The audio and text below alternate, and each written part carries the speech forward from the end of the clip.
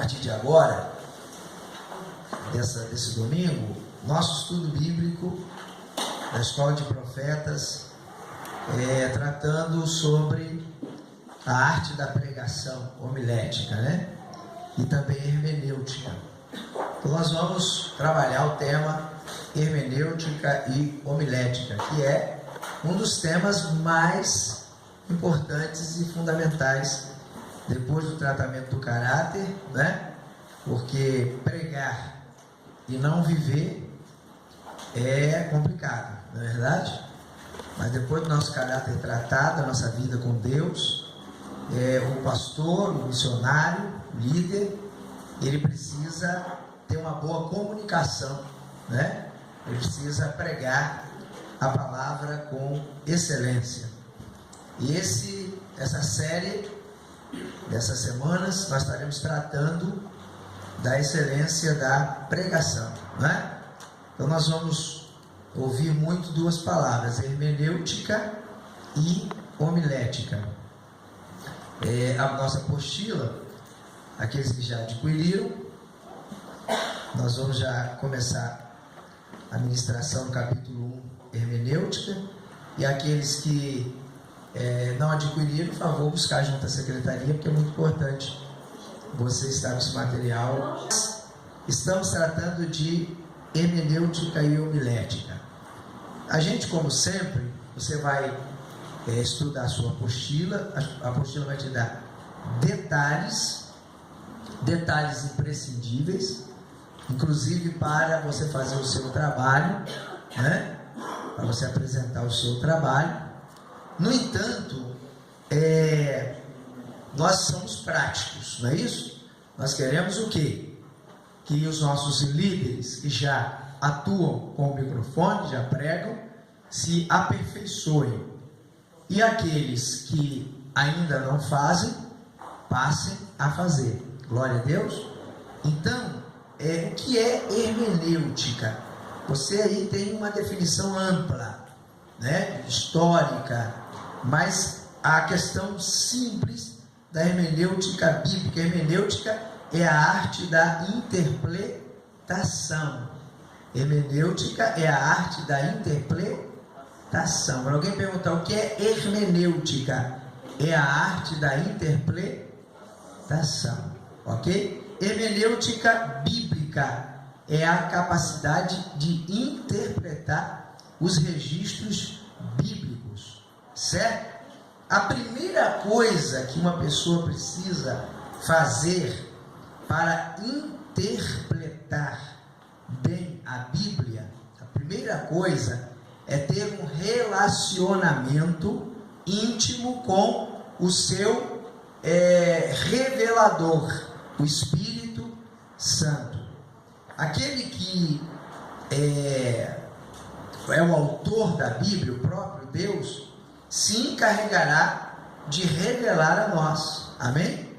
Então, a Bíblia não se interpreta em uma hermenêutica humana, não é verdade?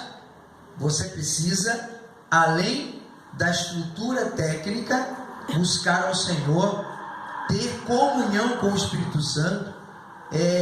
Dificilmente você vai interpretar a Bíblia sem orar. A revelação de quem lê a Bíblia primeiro, ora primeiro para depois ler a Bíblia, é diferente de quem simplesmente vai ler a Bíblia. Uma coisa é uma pessoa abrir a Bíblia para tirar uma leitura para si. Outra coisa é a pessoa abrir a Bíblia para olhar um relato histórico. E outra coisa é a pessoa abrir a Bíblia para ter revelação. Amém? Então, a hermenêutica bíblica, ela começa com uma relação com o Espírito Santo, através da oração. Amém? Intimidade com o seu intérprete. Glória a Deus. Primeira coisa, quem está entendendo, diga glória a Deus. Glória a Deus. O pastor, o líder, os que já são pastores e pastoras sabem disso, você está chegando lá. Que não é um homem ou uma mulher preparada na palavra, ele deixa as ovelhas com fome. Sim ou não? A pessoa vai comendo, a pessoa vai alimentando, a pessoa vai comendo capim seco, não é verdade? Até uma hora que começa a ficar doente e morre. E vai embora para outro passo. Já viu uma pessoa ficar desesperadamente atrás de comida? Ele faz bobagem. É ou não é? Então, o pastor que não tem intimidade, a pastora, com a palavra, com a ministração da palavra, é uma pessoa que o aprisco dele vai ter problema. Quem entendeu, diga glória a Deus. Vai ter crises de saúde espiritual e fugas de pessoas boas por falta de alimentação. Amém? Então a primeira coisa é essa aí. Glória a Deus. Primeira lição a se aprender é que pastorear ou fazer o trabalho missionário não é igual dar aula numa escola, certo? Não é. Embora até para ser um professor tenha que ter uma capacidade muito boa de hermenêutica, de interpretar, sim ou não? Mas a hermenêutica dada no colégio é algo simples, é algo objetivo, não é verdade? É algo técnico. Mas a hermenêutica bíblica é algo sagrado, espiritual, tem que começar com uma relação íntima com o Espírito Santo. Glória a Deus. Então você dificilmente conseguirá ter uma boa igreja, uma igreja sarada, uma igreja poderosa, uma igreja curada, crescente, multiplicando, se você não for um exímio ensinador da palavra. E não só técnico, mas com vida, com revelação, com entendimento do Espírito Santo. Quem entendeu, diga glória a Deus. Tá certo? A primeira dica para você que vai estar no altar ensinando, vai estar no altar pregando. Você não tem como desenvolver um trabalho, você não tem como ser um pastor de 1000, né? De 100. São níveis baseados na sua capacidade de ser um obreiro aprovado, que conhece a palavra e não tem do que se envergonhar. Amém? O obreiro ele vai aumentando a sua capacitação. Ele começa como capitão de 10 ministrando numa casa. Então, se ele é excelente na ministração, aquilo começa a atrair, sim ou não?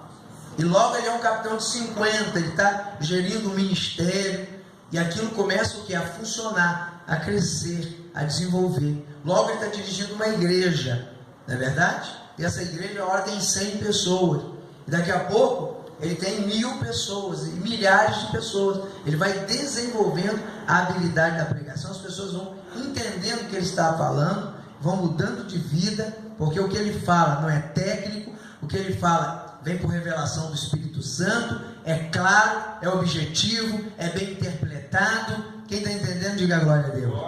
Então a obra cresce, a obra desenvolve.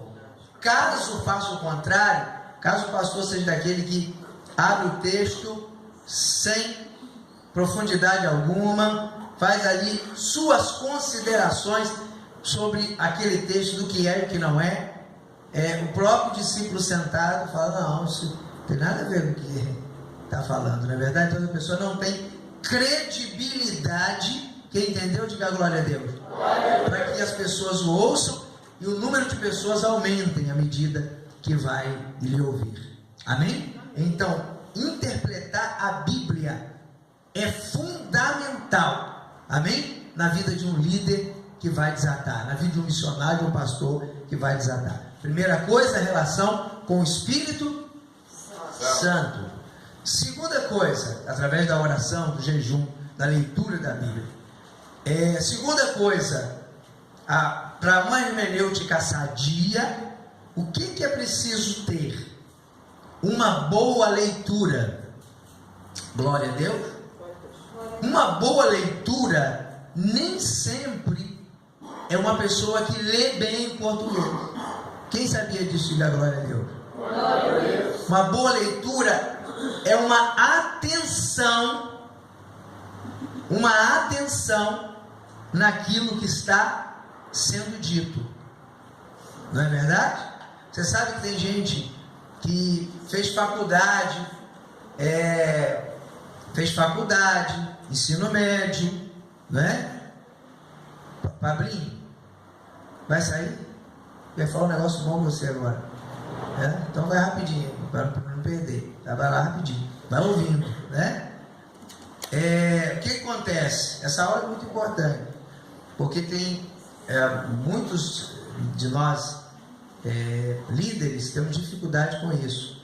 Não conseguimos segurar o rebanho por uma dificuldade na comunicação. E você vai começar, tem que começar certo. Amém? Então, por exemplo, vamos ler uma leitura em 1 Samuel 15. Não precisa abrir, só um exemplo. 1 Samuel 15. A primeira coisa, cita errado o texto, fica nervoso, uma coisa. 1 Samuel 15, verso 10, vai ler 1. 1 Samuel 10, que aí troca o versículo com o capítulo, a pessoa já não consegue achar o texto. Então, ele tem calma para dizer, vou ler 1 Samuel, capítulo 15, versículo 1. Glória a Deus, a gente vê isso muitas vezes nas leituras. Aí a pessoa pega, então disse Samuel a Saul, enviou-me o Senhor a ungir-te sobre o povo, sobre Israel, ouve agora a voz das palavras. Não se entende uma leitura desse tipo. Quem entendeu, diga glória a Deus. Não se entende. Uma leitura, para ser entendida, ela tem que ter noção de realidade. Ela tem que ser dividida, o versículo tem que ser dividido, parte A, parte B, parte C. Glória a Deus. Tem que se prestar atenção no que está sendo lido. Não precisa ler rápido, não precisa ler correndo. Se a pessoa tem uma habilidade com as palavras, a dicção, e uma habilidade com a leitura de forma clara, tudo bem. Amém? Ele vai ler um ritmo constante, lendo perfeitamente, trazendo a luz da interpretação. Se não tem essa habilidade, leia devagar. Glória a Deus. Palavra por palavra. Leia primeiro, para depois falar. Quem entendeu, diga glória a Deus. Então, você leu, então. Aí diz, então, disse Samuel a Saul. Certo? A parte A do versículo. Então, disse Samuel a Saul. O profeta Samuel disse ao rei Saul. Bem, entendi. Glória a Deus. Entendi, né? O que foi que ele disse? Enviou-me o Senhor a ungir-te rei sobre o seu povo. Então Samuel disse para Saul que o Senhor enviou ele para ungir ele rei sobre o povo de Israel. Muito bom. Ouve,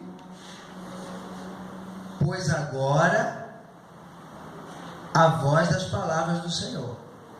Então, lê primeiro, depois fala. Se tem dificuldade com a leitura. Quem entendeu, diga glória a Deus.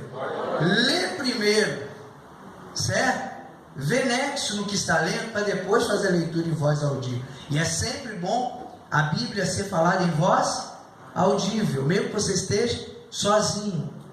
São dois tipos de leitura, sim ou não? A que você lê, a que você fala, certo?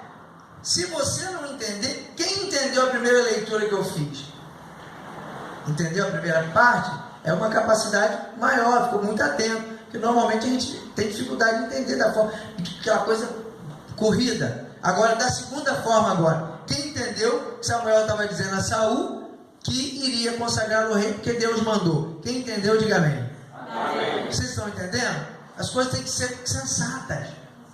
Amém? As coisas têm que ter objetivo, tem que ter nexo. Sim ou não?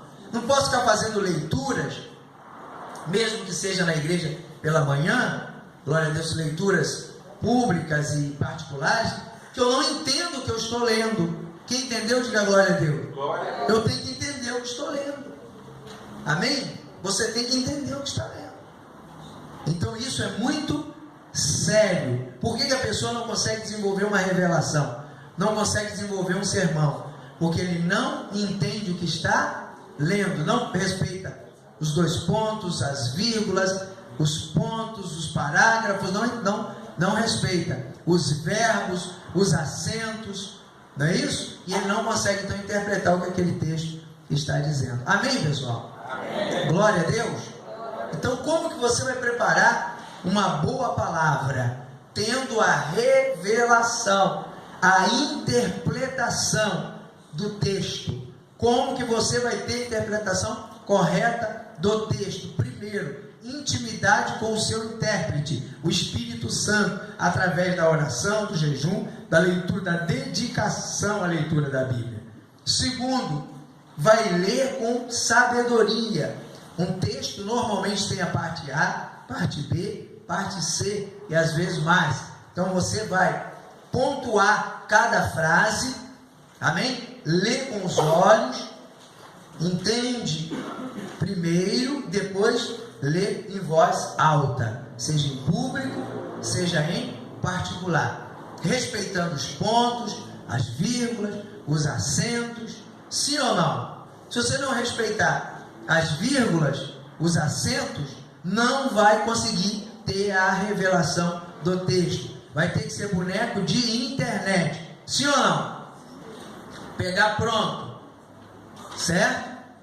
A revelação que os outros têm na internet, é muito bom você fazer pesquisa, mas você pegou num dia, pregou no outro e esqueceu no outro, sim ou não? Mas a revelação que Deus te deu, você não vai esquecer nunca mais. Quem entendeu, diga glória a Deus. Que aquilo é seu, é um patrimônio do Espírito para a sua vida. Glória a Deus. Então, primeiro, intimidade com o intérprete. Segundo, boa leitura. Boa leitura não é quem estudou. Amém? A pessoa pode fazer uma boa leitura apenas escutando, sim ou não? Bota lá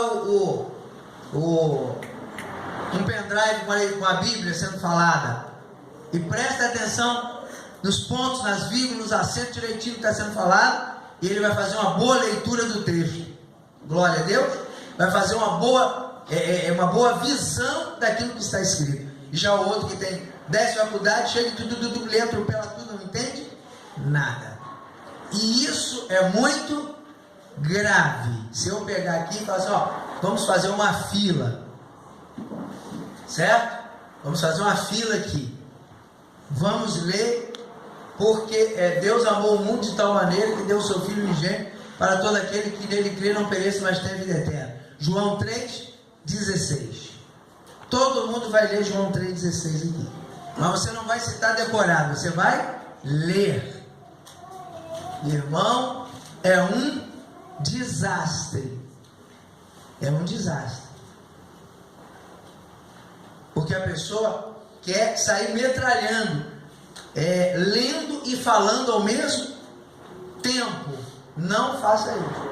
Só se você tem uma boa habilidade com a leitura, com as palavras. Leia primeiro, fale, depois. Vamos repetir? Leia primeiro, fale depois. Leia primeiro, fale depois. Amém? Então, isso é Saul.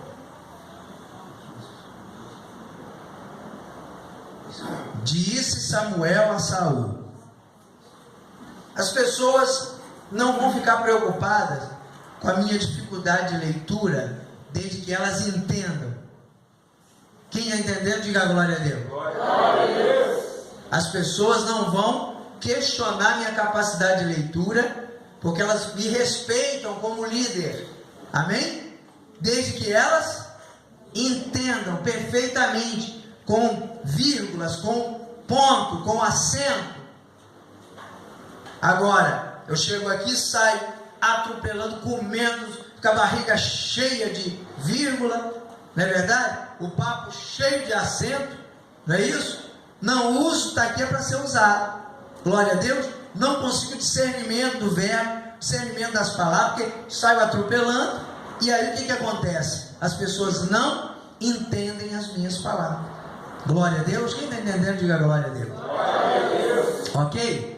Então, vida com Deus, oração, palavra, jejum, meditação, pedindo ao intérprete da Bíblia que nos revele. Primeira coisa. Segundo, uma boa leitura do texto. Glória a Deus. São bases para você interpretar. Terceiro, você precisa trazer esse texto para a realidade da qual você está falando, a conexão. A Bíblia não é um livro de história tão somente. As histórias da Bíblia têm lições. Lições para quem? Para nós hoje. O importante da Bíblia não é o que aconteceu, é o que está acontecendo através dela em nossa vida. Glória a Deus. Eu queria que você assim, tivesse muito amor por essa matéria, porque senão nós temos que aguentar você, filho, com essa dificuldade toda aí, não faz a interpretação certa, não faz a leitura certa, o povo tem que aguentar, não é verdade? Então preste atenção, aleluia, fica ligado, ajustado, né? Faz cara que está gostando do negócio bastante, anota, é verdade, não é? Porque o povo precisa, o povo está cansado, tem que aguentar o sujeito uma hora. O pastor fulano vai pregar hoje, o seminarista fulano vai pregar hoje. O pastor, meu Deus, Jesus, abençoa o teu filho, vai desatar hoje, Senhor. Aí ainda vai falar assim: olha, irmãos, eu vou falar sobre as 9 manifestações do fruto do Espírito. Aí os irmãos, meu Deus, 9 sufoco, né? Longanimidade vira longarina. É complicado, é verdade? Não, senhor.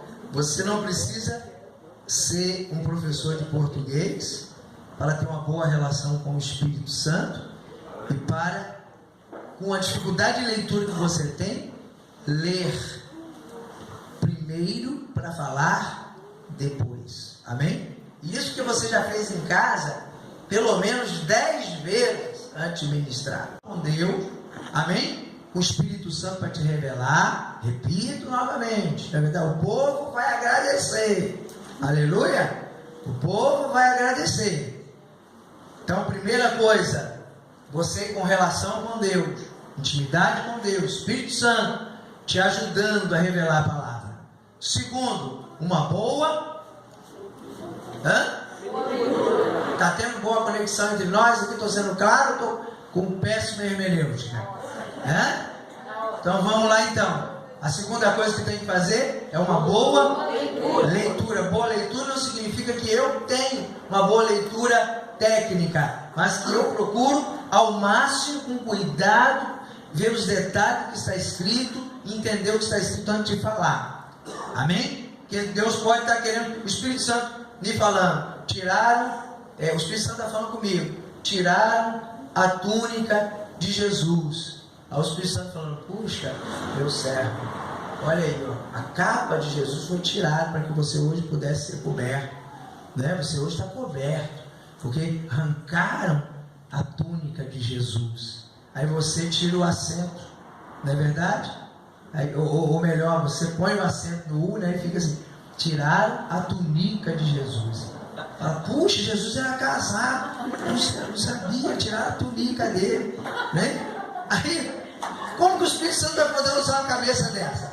Verdade ou não é? Hein? Como que vai vir uma revelação? Sim ou não? Presta atenção, doutor. Como vai vir uma revelação de que a cobertura, a túnica de Jesus foi arrancada para que você tivesse coberto, se você lê túnica? Não é verdade? Mas Jesus vai ter uma outra linha de raciocínio completamente complicada. E o pior, os irmãos da igreja sabem que não é túnica. Sim ou não? Sabem que é o quê? Túnica. E só você chamando a túnica de túnica. Então o resto da sua mensagem perdeu o quê? Credibilidade. Eu estou falando uma coisa bem grave para você entender que isso acontece com as coisas pequenas, sim ou não? As pessoas são desatadas, as pessoas têm entendimento. Então você precisa ter muito cuidado, não é ficar nervoso. Não, apóstolo, eu só tenho o terceiro ano primário, segundo ano primário, eu nunca estudei, aprendi a ler no facão.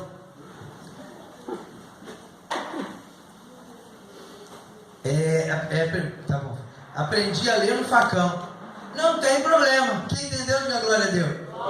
Aperfeiçoa, vai estudar, melhore, isso é muito bom. Amém? Por enquanto, lê primeiro, fala depois e entenda o que está lendo.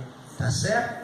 Isso é muito importante. Mas o pastor Miguel vem aqui e diz: então disse Samuel a Saul. Aí eu fico olhando, meu Deus, vou ser humilhado. Aí eu chego também e vou fazer igual sim. Já que ele fez, eu também vou fazer. Não é verdade? Todo mundo lendo. Então o Senhor, eu vou fazer também. Aí vira aquela confusão. Não é verdade? Então Senhor e que ungiu. E vira aquela calma. Aleluia. O povo não vai te julgar pela sua capacidade de colégio, de universidade, nada disso. As pessoas, se entenderem o que você está dizendo, ficarão satisfeitas e felizes. Quem entendeu, diga glória a Deus. Glória a Deus. Ok? Então a irmã Sheila nos traz uma questão. Tem uma palavra que eu não conheço. Como que eu vou falar de um texto que eu não sei absolutamente nada sobre o contexto? Diga contexto. Contexto. É o que vem antes do texto. É aquilo que precede o texto. É a história que envolve o texto. Eu tenho que saber. Né? Aqui, por exemplo, qual é a história aqui em questão do capítulo 15 de Samuel? Quem pode me ajudar aí rapidamente com algumas frases aí? Como que eu vou falar com legitimidade sobre esse versículo? Fazer uma pregação sobre esse versículo. Quem pode aí dar alguma sugestão do contexto, do ambiente, do cenário, para que eu possa fazer uma boa? Para que eu possa fazer uma boa leitura, mas existe um nome técnico, para que eu possa fazer uma boa hermenêutica, interpretação geral. Mas qual a ferramenta para que eu faça uma boa hermenêutica? Qual a ferramenta que eu tenho que fazer uma boa hermenêutica desse texto? Exegese, certo? Então exegese é a capacidade que eu tenho de analisar o texto historicamente, de forma bem pesquisada, para alcançar a sua revelação máxima. Então alguém vem aqui e fala para mim, pelo menos um indício de exegese em cima do capítulo 15 de 1 Samuel, versículo 1. Então disse Samuel a Saul: enviou-me o Senhor a ungir-te rei sobre o seu povo, sobre Israel. Agora ouve a voz das palavras do Senhor. Quem pode vir aqui rapidamente, algumas frases? Olha o corajoso. Vem, Mateus. Glória a Deus. Me dá algumas... Sim, dá um minuto para Mateus. Pronto, melhorou. Dá alguns indícios de exegese para a gente dentro dessa realidade. Só para o povo entender. Na realidade do texto de 1 Samuel 15, versículo 1. Não, exegese não é uma palavra que você entendeu apenas. Exegese é o que envolve esse texto. Entendeu? Porque se uma pessoa que não conhece a palavra de Deus ouve eu dizer isso, então disse Samuel a Saul: enviou-lhe o Senhor a ungir-te rei sobre o seu povo, Israel. Ouve agora as palavras do Senhor. A pessoa, isso é pouco, entende? Então como que eu, que não conheço quase nada da Bíblia, vou entender esse texto? Eu preciso de entender o cenário.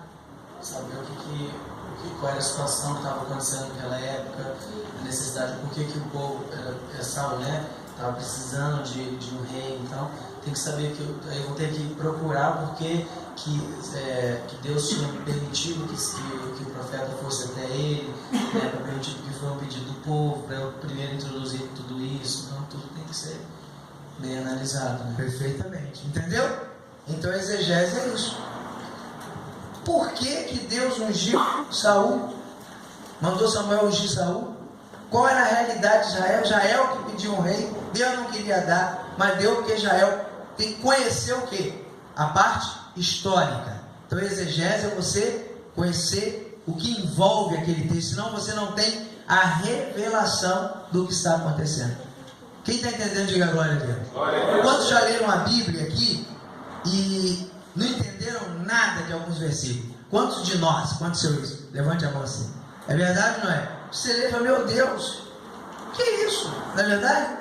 Principalmente com esses nomes. Os nomes estranhos, não é verdade? nome estranho de pessoa, de cidade, nomes diferentes do nosso dicionário. Não é verdade? A gente fica... O significado da palavra, às vezes, é tão... na língua, na nossa, né, português...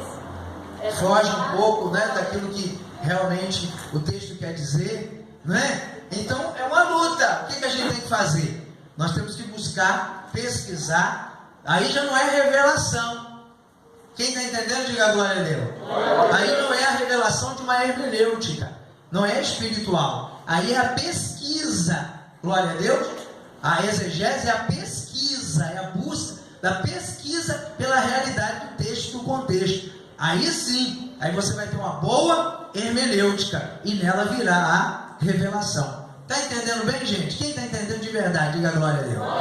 Amém. Fala, pastora. A gente tem que analisar também o contexto cultural, que existem situações que eram praticadas que não tem nada a ver com, não são na verdade ordenanças bíblicas assim de fato, tem a ver com o contexto cultural da situação, né, da época, da cultura. Até hoje se tem algumas práticas no povo de Israel, né, que a gente aqui não tem. Mas isso não quer dizer que a gente não quebra princípios bíblicos quando a gente não pratica elas. Então a gente tem que fazer bem assim, senão daqui a pouco você está mandando as mulheres virem de véu para a igreja e em situações, né? Perfeito, pastor.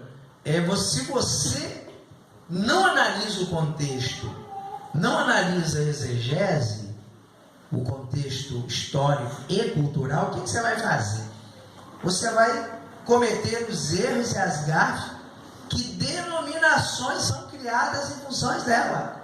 Você sabia disso? Existem igrejas que têm como visão e base erros de exegese.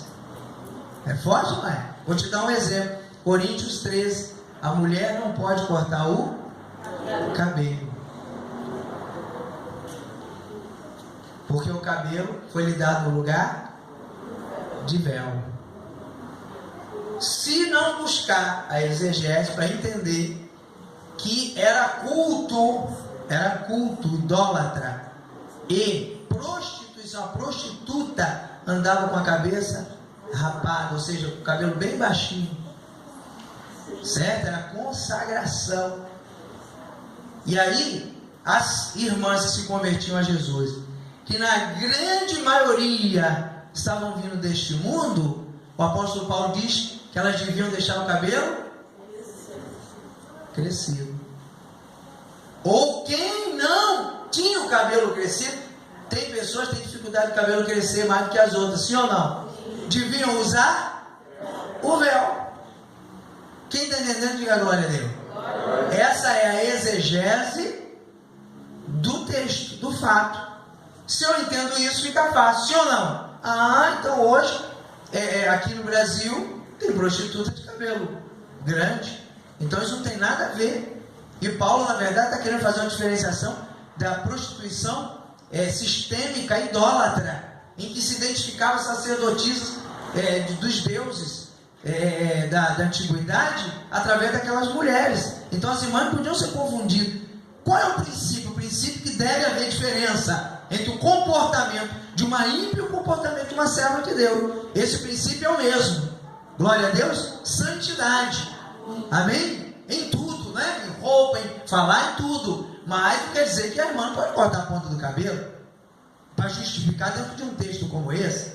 Então, se a pessoa não tem a exegese correta, vai fazer uma hermenêutica pobre e vai o quê? Colocar um jugo sobre as pessoas. Quem está entendendo, diga glória a Deus. É sério, pessoal. É sério. Amém? Fala, pastor Renato. Microfone aqui, pastor Renato. Pastor Zé Carlos. Obrigado. Está sendo feita a assinatura da presença aqui, tá? Pastor Zé Carlos, a ficha. Ao assunto, né, da história aqui de 1 Samuel, quando se elege um governo, né, que foi Saul, que foi consagrado, ungido. Quando a gente analisa o contexto histórico, a gente vê que aquilo só aconteceu porque o povo de Israel, eles viam os reis em volta, ou seja, o povo em volta, né, os países, todos tinham o seu governo. Então eles também ansiaram. Presta atenção no que o pastor Renato está falando. O pastor Renato está fazendo o quê, gente? Ele está fazendo uma defesa exegética, praticando a exegese para uma boa interpretação do texto de 1 Samuel capítulo 15, versículo 1. Ele vai usar isso inclusive em seu sermão, porque não só ele precisa desse entendimento para falar, como as pessoas precisam desse entendimento para entender. Quem está entendendo, diga glória a Deus. Vou continuar, pastor. Então, eles clamavam por um rei. E Deus, até aquele momento ali, o governo de Israel era teocrático, não era um governo político. E Deus queria que continuasse assim. Então, mas só que o povo não queria mais o governo de Deus, eles queriam um governo humano como os outros político, povos. como os demais também. Então eles começaram a clamar. Então aí o Senhor mandou o Samuel ir lá e explicar para eles o que aconteceria se eles tivessem um governo político, um governo humano. Então Samuel foi lá e explicou, mas mesmo assim eles queriam e ansiavam por um governo humano. Então aí consagraram Saul como o primeiro governo político, né, aonde entrou-se a política entre o povo de Israel. Senão seria o governo de Deus em Israel até hoje, se eles não tivessem esse sentimento. Entende? Então o pastor Renato chegou nesse ponto lá na casa dele, estudando, pesquisando, não sabia, aí foi pesquisar, foi ler outros textos, foi ler livros, entendeu isso. Quando ele entendeu isso, a primeira coisa que ele fez quando foi pregar foi lançar essa informação para a igreja. Olha como ficou fácil agora da gente. Agora ele vai começar a pregar, sim ou não? O que é pregar? Agora ele vai pegar essa história, isso é uma história, e vai aplicá-la corretamente numa ampla revelação que vai mudar a vida das pessoas. As pessoas vão aprender que a vontade de Deus é boa e que às vezes todo mundo faz algumas coisas, mas não é porque todo mundo faz que é bom. Glória a Deus. Então é uma mensagem boa, não é? Agora começou a te abrir a mente para pregar um monte de coisa, sim ou não? Então o pregador, ele tem que ter essa habilidade. E como que ele vai ter essa habilidade? Simplesmente atendendo a regras básicas. Glória a Deus. Isso é uma coisa assim, tem uns que tem o dom que essas coisas vêm, e o outro não tem o dom e essas informações não vêm. Não, tem um que vai pesquisar, glória a Deus, orar intimidade com Deus, depois ele vai pesquisar, glória a Deus, mergulhar no texto, para que ele possa ter a revelação do que passar à igreja. Glória a Deus. Deu para entender bem, gente? Então a sua dedicação a isso é que vai marcar o seu ministério como um ministério realmente abençoado, onde as pessoas vão te ouvir e mais do que vão te aplaudir, elas vão mudar de vida. Glória a Deus. Elas vão mudar de vida, vão participar do seu núcleo e vão dizer: meu Deus, como eu aprendi. Elas vão participar do seu ministério, vão dizer: como eu tenho crescido. Elas vão participar, vão ser discípulos de sua igreja, vão dizer: minha vida está mudando, minha mente está mudando. Glória a Deus, porque você está falando com entendimento, com revelação, com sabedoria. Diferente disso, chama popularmente encher linguiça. Não é verdade? Muitos de nós temos problema sério com encher linguiça, né? Ficar gastando tempo, não é isso? Ficar influência não é Rolando, inventando, enrolando, vai ficar embromando 40 minutos de enrolação, repetindo as mesmas coisas. Todo mundo já entendeu, afinal de contas já sabiam mais do que você.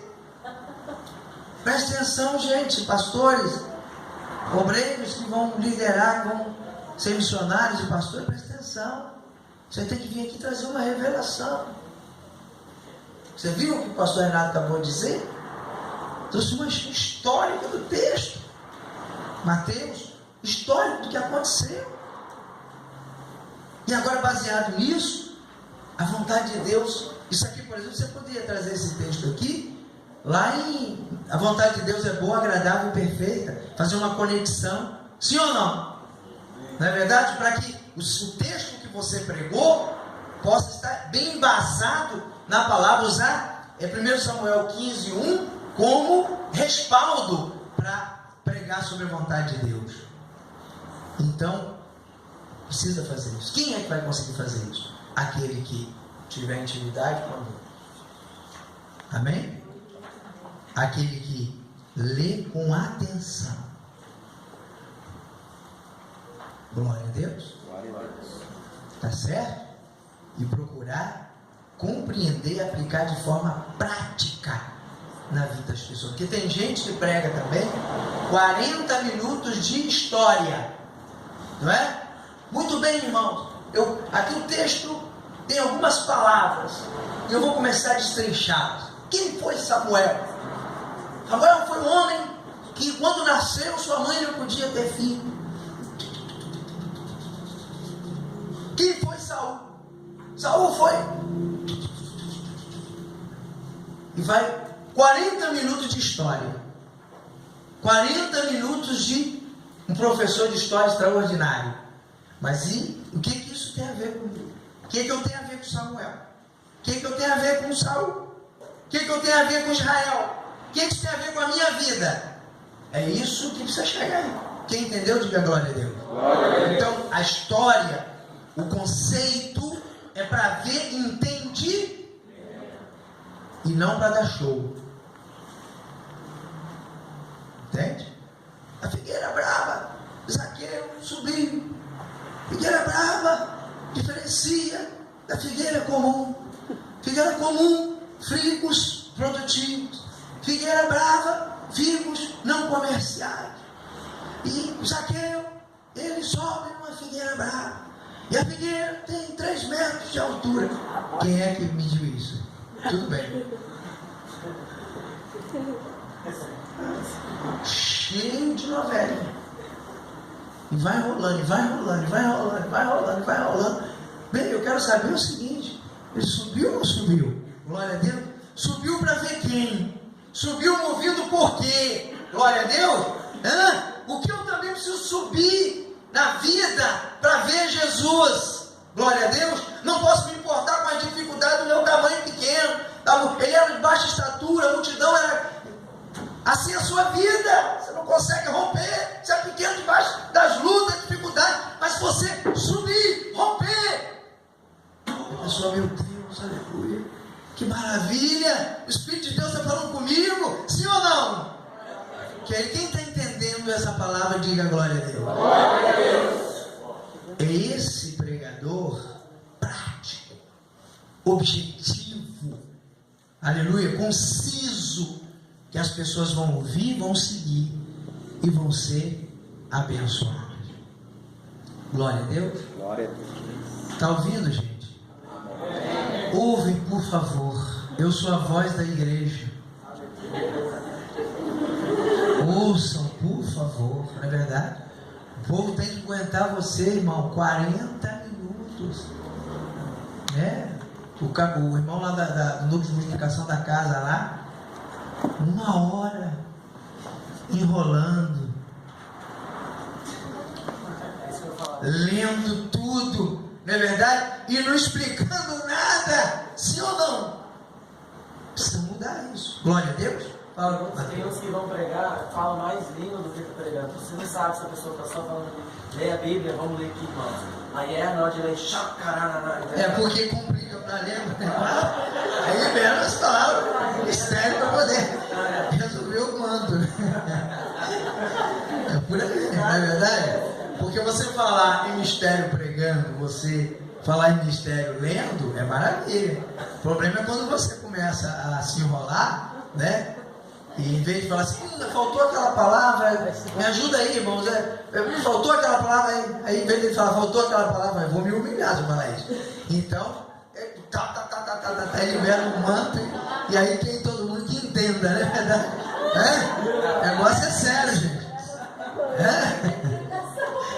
É sério o negócio, é ou não é? É muita história por aí, conversa fiada, né? Pastor Wesley, fala, pastor.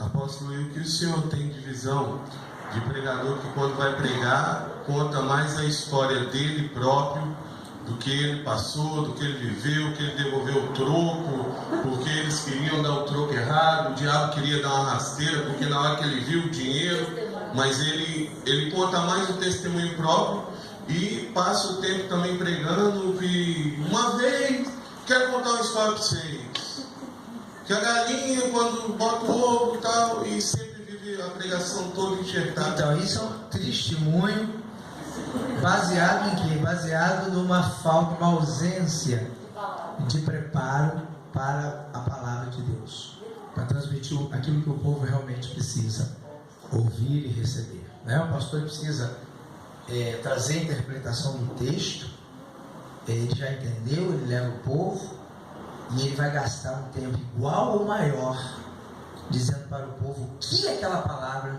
tem a ver com a vida dele. O povo quer ouvir a palavra de Deus, amém? O povo quer ouvir a palavra de Deus, não enrolação, não conversa fiada, não enrolação. O povo quer ouvir a palavra de Deus, é a palavra de Deus que transforma e que liberta, amém, gente? Fala, missionário. Mas isso não quer dizer, apóstolo, não impeça o pregador, conforme dentro da palavra, Utilizar. ter um testemunho. Claro, é muito importante que o pregador use rápidos testemunhos, rápidas ilustrações, com o objetivo, as ilustrações e os testemunhos têm que ter um objetivo. Qual é o objetivo? Trazer fortalecimento da base principal do sermão, das lições que o sermão propõe. Então, isso aconteceu comigo, entende? Isso aconteceu com o irmão fulano. Ele está fortalecendo a base. Agora, quando ele só fica no que aconteceu com ele, que aconteceu com o irmão, ele é um enrolador que não mergulha na palavra, e aí, né, diz que o Senhor encherá a boca dele. Mas o Senhor enche a boca daquele que estuda, né? Aquele que se prepara. Glória a Deus. E não do despreparado, para ficar contando só a história dele, que é muito boa, inclusive para ele. Não é verdade? Para a gente, só se tiver uma conexão muito forte com o texto, senão não passa de uma história que a gente podia estar conversando na beira de um churrasquinho, ficaria muito mais interessante. Não é verdade? Tá bom? Bem, todo mundo entendeu? Sim. Eu gostaria que o senhor repetisse a parte de exegese, a capacidade, que eu não consegui anotar. Então vamos fazer o seguinte, em vez de eu responder, vou pedir 2 alunos para vir aqui, um para dizer para nós o que é hermenêutica e o outro para dizer o que é exegese, tá bom? Quem são os 2 candidatos que se propõem a fazer isso? Exegese eu falo, se quiser. Então vem cá, o Mateus vai falar sobre exegese, significa a palavra exegese, e um para falar hermenêutico, significa a palavra hermenêutico no contexto bíblico sagrado, né? Cadê o... Isso, vem cá, Everton. Sobe aqui em cima. Então, primeiro, pela ordem. Amém, ótimo. Então vamos lá. Everton, evangelista, nome de Deus. O que significa a hermenêutica bíblica? Qual a importância dela para um pregador cristão? A hermenêutica bíblica é a arte da interpretação dos textos da palavra de Deus, mas não uma interpretação técnica somente, da leitura técnica, mas uma interpretação espiritual. Dessa forma que nós só vamos conseguir com intimidade com o intérprete, que é o Espírito Santo. Então, na busca da oração, na busca do jejum, antes da leitura da palavra do Senhor. Aí nós vamos ter a interpretação através do Espírito Santo dos textos que nós vamos ler. Glória a Deus. Muito bem. Quando uma pessoa recebe esse nível de intimidade com Deus, está buscando a Deus, ele deve estar atento também aqui, no momento que ele está em confronto com esse estudo da palavra. Eu anotei, mas deixa eu tentar lembrar na Deve ordem. estar atento, prestando atenção. Nós devemos ter uma boa leitura. Boa leitura é a pessoa que fez faculdade? Não. Ela precisa entender aquilo que ela está lendo. Ler pausadamente, respeitando as pontuações, os acentos, para que não haja interpretação equivocada daquilo que ele está lendo. Ok, muito bom, excelente. Ok, todo mundo entendido? Até aí tudo bem? Amém? Agora, dentro da hermenêutica, nós temos uma ferramenta chamada exegese, né? O que é exatamente isso, Mateus? Bom, a exegese, ela é utilizada para denotar algumas coisas que a gente usa para interpretar as passagens bíblicas, utilizando os aspectos de análise crítica, racional e revelada. Então, o que eu consegui entender que existem também dois tipos. Aqui é a crítica, né, que a gente analisa os textos bíblicos criticamente, e também a análise revelada, que é que a gente tem a revelação do Espírito Santo de Deus acerca daquelas passagens. Muito bem, dentro da análise crítica, a gente tem que buscar alguns valores importantes para poder elucidar algumas questões. Você pensaria em que tipo de palavra, o que te lembra quando se fala disso? Quando me fala dos valores, para eu pesquisar a questão. Bom, antes de mais nada, pegando um pouco da hermenêutica, então é questão de você sempre orar primeiro, né? Que aí, claro que entra bastante na parte espiritual. Contexto espiritual. E no contexto literal, a gente buscar as partes históricas, né?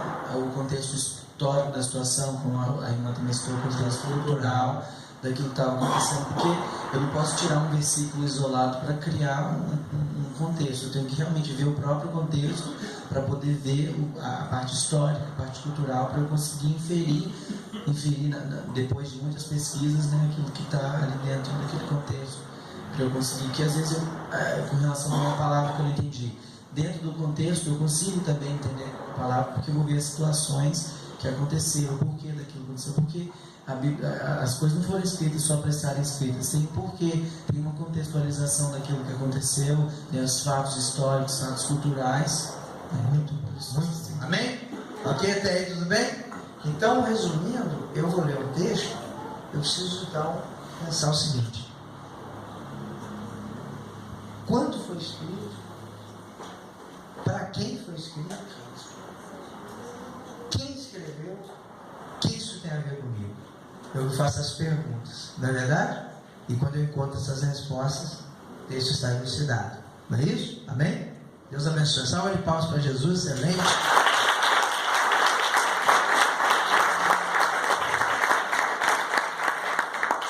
Ok, gente? Então, vamos fechar por aí essa questão.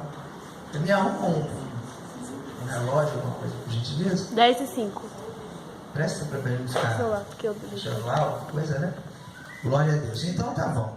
Então já estamos, obrigado a Deus, já estamos bem preparados em relação à interpretação. Alguns pastores têm alguma sugestão para os novos irmãos interpretarem bem seus textos e prepararem seu sermão a nível de, falando em interpretação por enquanto, né? Homilética, vamos entrar.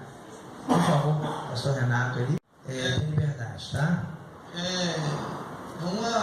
Um assunto que também acho que faz parte desse mesmo assunto, né? Hermenêutica e exegese. É a questão quando a gente vai interpretar um texto, simplesmente quando esse texto ele usa muitos símbolos, ou linguagem figurativa, ou linguagem literária. Então aí também vem aquela questão, né? Igual, por exemplo, tem um texto de Eclesiastes, né? No capítulo 11, acho que o versículo 1 diz: lança o teu pão sobre as águas, depois de muitos dias o acharás. Então, o texto ele traz uma linguagem simbólica e ao mesmo tempo você consegue perceber aí também uma questão literária e uma questão figurativa. Então a gente tem que segundo o que eu aprendi, talvez tenha alguém que tenha mais entendimento desse assunto, a gente nunca deve transferir uma linguagem simbólica para uma linguagem literária. Uma linguagem simbólica fala de fatos do momento. Uma linguagem literária pode lançar para o futuro, pode estar interpretando algo que já passou. Então, essa questão aí. Muito bom. Então, ter cuidado de, quando for analisar um texto, você observar se aquele texto ele tem um contexto histórico ou se é apenas uma linguagem literária, simbólica. Literária e simbólica. Porque, às vezes, é o autor trazendo uma poesia, uma representatividade para trazer uma ilustração, uma iluminação. Então, às vezes, não necessariamente tem a ver com história, certo? Para alguns, esse texto tem a ver com história, por causa da tradução da palavra pão. Na verdade, seria a semente do trigo que lançava sobre as águas do Nilo, e aí nas enxurradas, essas sementes iam sendo depositadas às margens do Nilo. E então fazia um trabalho gigantesco de semeadura natural, né? Para alguns. Então, se eu vou analisar isso historicamente, vou pregar historicamente sobre isso, eu vou seguir uma linha de raciocínio. Se eu acho que essa história não está dentro, eu não estou seguro para dizer sobre essa história, então é algo literário. O pão aqui é simbólico, não é isso? É algo que eu vou, uma vez eu lançando o pão, ele aumenta, e a multiplicação, quando eu misturo o pão com o que é líquido, vai haver o crescimento da massa. Então eu defino o que são as bases da minha pregação e utilizo, né? Até porque o que você quer passar, a mensagem que você quer passar é que é importante para ficar fixada, não é isso? Uma das coisas que eu geralmente faço é ler várias versões, um texto que eu não entendo. Eu vejo várias versões de Bíblia. Hoje tem Bíblia que ela é hoje do jovem, estão falando uma linguagem mais jovem, mas sempre buscando a mais antiga, né? Porque hoje com várias Bíblias, né? Várias interpretações, perde um pouco. As traduções. Perde um pouco o conteúdo. Um exemplo, a história de Naamã.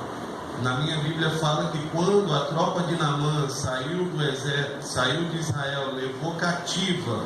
Hoje tem tradução que já fala que aquela menina era empregada na casa de Naamã.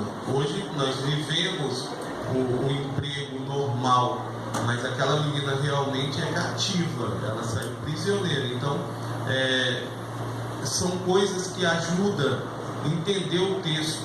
Os vários tipos de versões bíblicas podem ajudar na hora de entender um texto ou outro, uma dificuldade de um texto ou outro. Entendimento. Muito bom. Pastor David. Apóstolo, eu gosto de, quando eu estou preparando alguma mensagem, eu gosto de fazer algumas perguntas. Alguns irmãos até citaram, né? Eles citaram aqui. Qual é o contexto histórico que está sendo aplicado a essa história? Para quem foi escrito? O que eu consigo extrair disso? Então, eu estabeleço várias perguntas e busco respostas na própria história. Depois eu aplico nos dias atuais, né? A gente usa o contexto geográfico do tempo, da época, e aplica nos dias atuais. Entendeu, queridos? Como é que os pastores preparam suas mensagens? Você tem que pedir ajuda aos seus líderes, né? Pergunta se está bom, mostra o esboço, pergunta se está bom, se é aquilo ali mesmo, se tem algum ajuste, o que eles acharam, né? Aí faz uma pregação. Aí o pastor, a pregação não ficou legal. Ninguém pode falar nada. Se alguém falar, acabou com o sujeito, matou o sujeito. Não pode, você tem que perguntar, pastor, eu preguei, e aí, o que você achou da minha pregação? Né? Qual foi a linha? ó filho, parabéns, Deus abençoe, mas você precisa falar mais devagar, ou você precisa preparar um pouquinho mais o seu sermão, ou você precisa... Então o pastor vai melhorar um pouquinho o português, o pastor vai te dar dicas, e aquelas dicas vão fazer o que com você? Elas vão te melhorar, né? Você vai suprir aquela deficiência e vai melhorar, amém? Agora não pode falar nada, falou, matou o camarada, é um orgulhoso, não é verdade, não é? Que não vai melhorar nunca, sim ou não? Então é preciso que você fique atento com isso, porque o seu pastor não vai fazer crítica, o seu pastor vai te dar sugestões de melhora, tá bom? Ou a pastora, e vai ser uma bênção na sua vida, tá bom? Fala, bispo. A questão da exegese, também a gente precisa ter cuidado com as fontes de pesquisa, né? Para a gente responder as perguntas que a gente colocou. Senão a gente pesquisa em um lugar que não tem nada a ver com a nossa doutrina, com a nossa fé, e acaba aplicando para a igreja uma coisa sem entendimento. Muito bom, muito sério isso aí. É a pesquisa de várias traduções, até na internet, em livros. É muito proveitoso, é importante que você faça isso, mas você tem a base doutrinária, você conhece a visão apostólica, que cremos, você conhece detalhes. Então, aquilo que choca com o entendimento da palavra de Deus, e quando não é doutrinário, mas é em relação às estratégias que cremos, é óbvio que você não vai explorar, não é verdade? Não é isso? Você chegar e ficar trazendo entendimento de que a célula funciona melhor do que o núcleo, por isso que você está dando tiro no pé, sim ou não? Nós temos entendimento que a célula é uma bênção, mas é regionalizada e pode funcionar em regiões onde há uma cultura de aliança e honra muito adiantada, e que aonde essa cultura não existe ou é pequena, ela divide a igreja, é perigosa, né? Então nós trabalhamos com núcleo de multiplicação, ganhar algo. Não tem festinha na casa de crente, tem que ganhar algo, glória a Deus. E a célula é a escola da família, com ensinamentos direcionados, temas práticos, pequenos grupos dentro do tempo, com a orientação do facilitador. Quem entende, diga glória a Deus. Então você tem isso de forma clara, você vai pregar dentro do tempo, porque você vai encontrar várias ministrações contrárias, que também são legítimas, estão de acordo com a visão daquela igreja. Você vai pregar o quê? Você vai pregar aquilo que está dentro da visão que você está estabelecido. Quem entendeu, diga glória a Deus. Dentro do contexto doutrinário, mais sério ainda, né, bicho?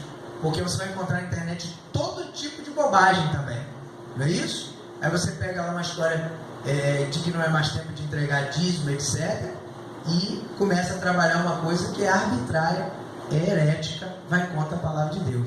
Então a pesquisa ela tem que ser madura e inteligente. Quem entendeu, diga glória a Deus. Você pode conhecer tudo e guardar o que é bom. Amém? Quem entendeu mesmo, diga aleluia. Aleluia. Graças a Deus, tá certo? Então, tudo bem? Beleza. Então, glória a Deus. Então nós vamos separar um grupo. Vou pedir a pastora. Sim, pastor. Dentro do assunto, né, de preparação da história profética, são novos obreiros, novos líderes, um assunto também, não sei se o senhor vai falar mais adiante, é sobre a postura do obreiro diante do altar. Talvez eu possa ter uma hermenêutica, uma exegese muito boa, mas a minha postura foi vida a perder. A postura do obreiro no altar, a forma como ele se dirige, as pessoas, o ouvinte, tem que sentir no obreiro a firmeza daquilo que está falando. Muitas vezes o obreiro ele entra no púlpito, estou aqui pela misericórdia, né? Fui pego de surpresa, o apóstolo, o pastor mandou eu. Então, pronto, ali ele já deu a leitura que ele está despreparado. Então a postura do obreiro, né, de quem está no altar, ela é fundamental em tudo aquilo que ele aprendeu. Amém. Nós vamos tratar a homilética da agora para frente, vai pegar muito isso aí. Os pastores sempre muito atentos, pontuando, para fazerem comentários que fiquem vagos, para fortalecer, tá bom? Vamos então preparar a turma de homilética exegese da apresentação, para a gente entrar já na homilética, né? A homilética é o que mesmo?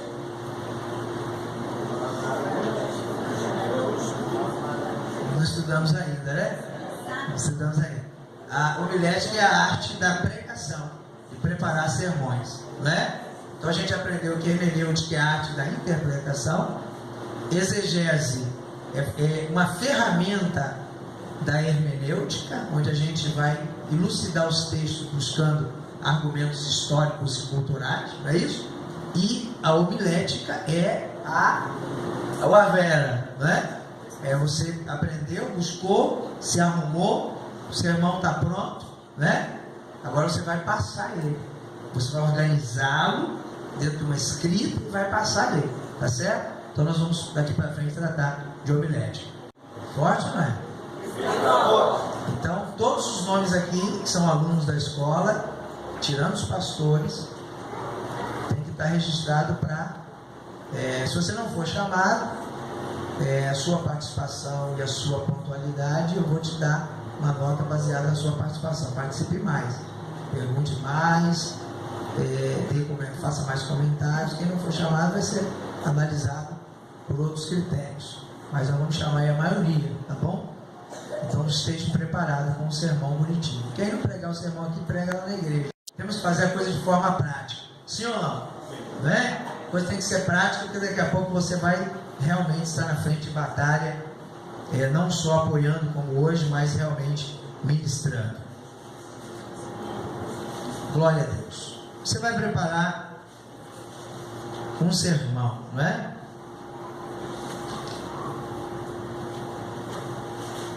Um sermão, basicamente, da apostila é muito rica. Você tem muita coisa para pegar na sua apostila, para aprender sobre simplicidade, unidade, brevidade, naturalidade, modéstia, sugestiva, o corpo do sermão. A apostila tem tudo. Você tem que ter a apostila, tem que ler, tem que estudar, amém? E guardar a sua apostila com carinho, certo? Mas eu vou aqui fazer um resumo básico. Depois a gente vai trabalhando mais essa questão do sermão, para você se preparar. O sermão, ele precisa ter pelo menos 3 coisas, não é? Introdução, desenvolvimento e conclusão. E o tema, não é isso? Então ele precisa ter tema, introdução, desenvolvimento, conclusão, certo? Todo sermão tem que ter isso, senão ele fica o quê? Confuso. Você começa de trás para frente, embola tudo, né? O que é o tema? Tema é o entendimento central que você vai trazer, certo? É uma frase curta, de preferência, que denote o que você vai abordar de forma clara, ok? Por exemplo, em um tipo de sermão expositivo, perdão. Você falou, vou ministrar sobre perdão. Todo mundo já entendeu que você vai, que linha você vai seguir. Sim ou não? Batismo com o Espírito Santo. Todo mundo. Não é verdade? Jesus cura a depressão. Todo mundo. Sim ou não? A pessoa já sabe o que você vai falar só com uma frase, com uma palavra. Certo? Então você já está se comunicando. Já está sendo objetivo. Já está sendo claro. Certo? Essas coisas são muito importantes. E você precisa ganhar tempo e trazer. O grande que do sermão é que as pessoas entendam o que você está falando. Ok? Introdução. Introdução é um relato breve mesmo. Amém? Breve mesmo. Do que será abordado. Tem gente, por exemplo, que faz uma introdução de meia hora. Não é? Está conosco. Ei, que maravilha eu estar aqui, irmão, nessa igreja, pregando. Estou muito feliz. Porque eu chegando aqui, eu vi o irmão Adenilson ali, gente. Nós jogávamos bola junto no campinho de terra batida lá na região de... Que legal. Me lembro daqueles tempos. Que tempos maravilhosos. Irmão Adenilson? coisas, que a gente pulava a cerca do vizinho para pegar goiaba. Eu digo para você, o que isso contribui? A não ser um breve comentário sobre isso, para trazer descontração. Tudo tem que ter objetivo, sim ou não? A igreja está meio tensa, você quer descontrair, aí você rapidinho vai contar uma história de um conhecimento deles voando, para trazer um sorriso, uma abertura de coração. Tem que ter propósito.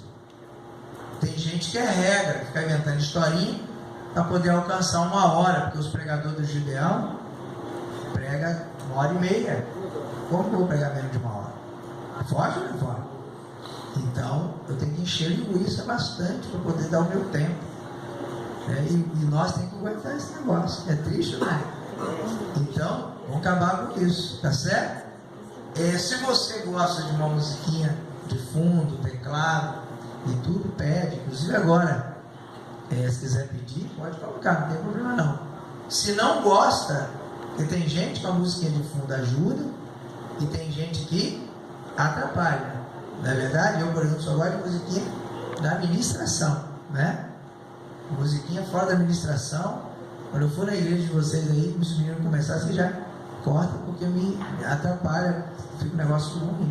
Mas tem gente que não. Tem gente que a música de fundo inspira, não é verdade? Então você já se prepara antes, e tudo isso são ferramentas boas, legais, né?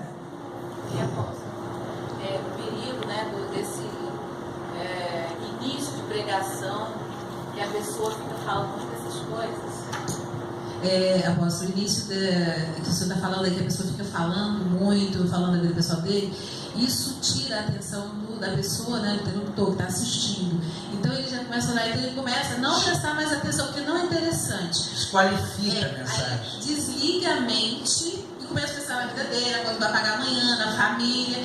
Então ele não consegue prestar atenção no conteúdo da mensagem que vai vir depois. Pois na hora que ele precisa trazer a pessoa para a mensagem, já é tarde demais. Porque ele ficou tanto tempo brincando, descontraído, com historinha sem sentido, perdendo tempo da mensagem útil, não é verdade?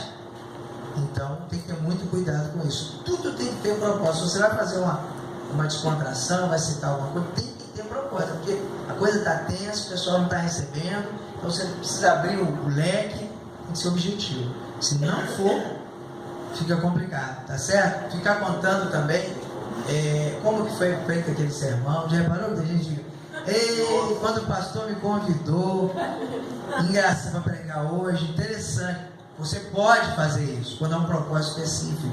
Ou seja, por exemplo, há tanta guerra espiritual naquele dia, que você vai pontuar que houve uma batalha muito grande para você se preparar para ter um propósito. Você vai porque quando o pastor me chamou, o bispo me convocou para pregar aqui quinta-feira, foi uma graça, foi até interessante, porque eu estava dando água para as galinhas, e aí foi muito legal, o telefone tocou, e aí, engraçado, meu telefone inclusive está com defeito, aí uma luta, o telefone com defeito, eu vou aproveitar para dizer, se alguém tiver um telefone para doar, o cara delira, sim ou não? O cara delira, e vai embora aquela conversa afiada, né? E aquilo enche a paciência, ninguém aguenta mais, só ele acha engraçado, não é verdade? É uma luta. Então, você vai direto, não, porque aí eu orei 3 horas, eu passei, gente, mostra o negócio, prega, porque eu tive agora, recentemente no Paraná, 4 paralíticos andaram, mas entre o Paraná e o Rio Grande do Sul, ali passando em Santa Catarina, 10 mortos ressuscitados. Amém, querido, mas pelo menos um outro ressuscitar hoje já ajuda, né? E o paralítico andar já resolve. Então é muita história, muita conversa, muita anedota, muita tentativa de influenciar, influenciar não, duas vezes não precisa lembrar essa palavra, impressionar. E você não tem que impressionar nada, você tem que pregar a palavra de Deus. Amém? O que Deus tiver que fazer, ele vai fazer. Glória a Deus. Então, tema já vai dizer o que você vai falar. Introdução, você vai aumentar, ampliar aquilo que você vai dizer, né? Glória a Deus. Aleluia. O que você vai dizer. Introdução é o que você vai dizer. Glória a Deus. Sim, pastor. E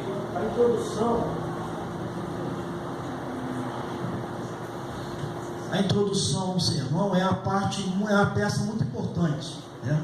Porque se você não faz uma introdução bem feita, se você não estuda, você não tem exegética para você estudar o teu conhecimento, o que você vai falar, muitas das vezes, a maioria das vezes, quer dizer, a igreja fica dispersa, né? Porque você não segura a pessoa. Você chama a atenção da mensagem, né? Que a pessoa, que mensagem? Mas que introdução é? Aonde ele quer chegar? O que ele vai falar? Né? Então, uma boa introdução feita, você segura a pessoa para na hora do desenvolvimento. Irmãos, eu quero falar de perdão. O tema da nossa mensagem é perdoando uns aos outros. Hoje eu quero falar com vocês algo muito forte sobre o perdão. Perdão é a cura, é a solução, é um remédio de Deus. E a falta do perdão traz doenças. Eu vou citar nessa mensagem doenças gravíssimas, psicomáticas, que viram físicas através da falta de perdão. Eu quero falar hoje sobre 3 formas de perdoar. Qual vai ser a primeira? Aí você falou a primeira, ele sabe que é a segunda. É verdade, não é? E foi interessante. Ele quer a terceira. Glória a Deus. Então, a introdução é o cartão de visita. Se for bem apresentado, tem muita gente que faz uma boa introdução e depois não tem conteúdo nenhum. É uma frustração, sim ou não?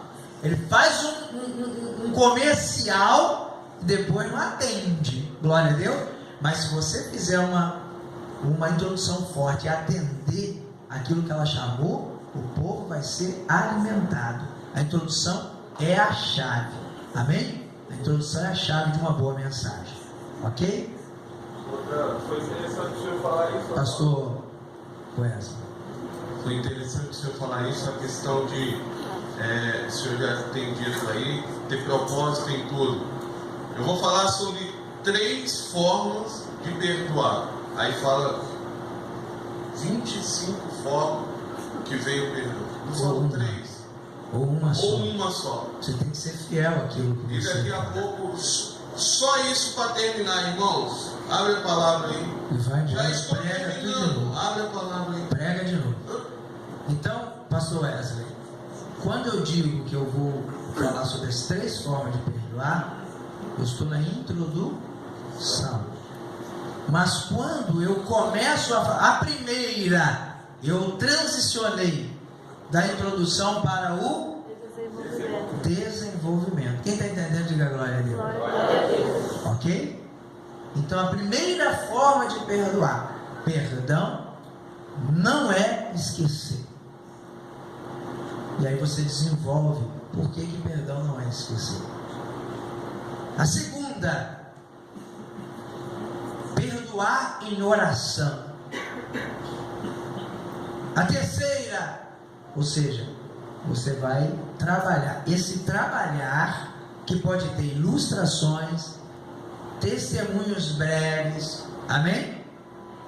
Buscar textos da Bíblia para respaldar o que você está falando, chama-se desenvolvimento. Finalizando, conclusão. Um resumo do que foi dito, trazendo para uma realidade. E você? O que você vai fazer em relação a isso? Glória a Deus. Levante-se do seu lugar. Amém? Venha, aceite a Jesus. Ou venha aqui fazer uma confissão de perdão. Porque isso vai desatar você. Tudo que foi dito aqui é prático, é para mudar. Você está concluindo, terminando. Glória a Deus. Então o sermão ele precisa ter tema. O sermão precisa ter introdução. O sermão precisa ter desenvolvimento. E o sermão precisa ter conclusão. Tá certo? Os irmãos que não vieram na aula hoje, tem mutirão inclusive, fica no lado, peçam eles para se inscrever junto à pastora Sandra na preparação dos sermões. Tá certo? Muito bem. vamos ver se isso aí está bem estabelecido. Me dá 4 pessoas, dá um pulinho aqui rapidinho, isso tem pouco tempo. 4 pessoas vêm aqui me ajudar para fixar o pessoal fazer sermão de qualidade. 4 pessoas, vem cá para a gente, eu perguntar tema, introdução, desenvolvimento e conclusão. O que significa? O que é isso? Estão muito devagarzinho aí, nem para líderes desatados que vão pregar para a multidão, né? Tirando os que já vieram, precisa de mais 2. E não, né? Não pode ser os pastores, é óbvio, pastores. Só fazer uma pergunta? Claro. Falta mais um. Na questão do tema, tipo uma campanha, já tem um tema da campanha. É necessário o pregador também fazer um tema, ou já pelo tema da campanha você já trabalha? Pergunta no microfone aí, bispo. Na questão do tema, né, na campanha, a campanha já tem um tema específico. Então o pregador que vai trazer a palavra, ele precisa fazer um outro tema ou um subtema, né? Ou o próprio tema já ele pode usar o próprio tema da campanha, ou ele pode fazer um subtema dentro do tema, porque não pode fugir do tema, né? Porque se ele fugir, ele está tirando a expectativa que foi criada em cima daquela igreja, em cima do que a igreja está precisando pelo líder. Então ele vai falar daquilo que ele quer falar, vai tirar o foco. Então ele pode trabalhar o mesmo tema da campanha ou criar um subtema que vai levar para a elucidação do que está sendo proposto na campanha, certo? Ele pode fazer isso, né? Não precisa ficar preso também exatamente ao que está sendo dito, tá certo? Microfone, pastor Miguel. Nesse caso da campanha, eu acho então que no caso, o tipo, a campanha sendo o tema e o pregador querendo aplicar na verdade, um outro tema, acho que o tema da campanha viraria o título, né, da campanha, e aquilo que ele aplicou fica sendo o tema. Exatamente, porque na verdade existe no sermão tradicional, né, a teologia tradicional, a questão do título e do tema. Os negócios de teologia em público, entendeu?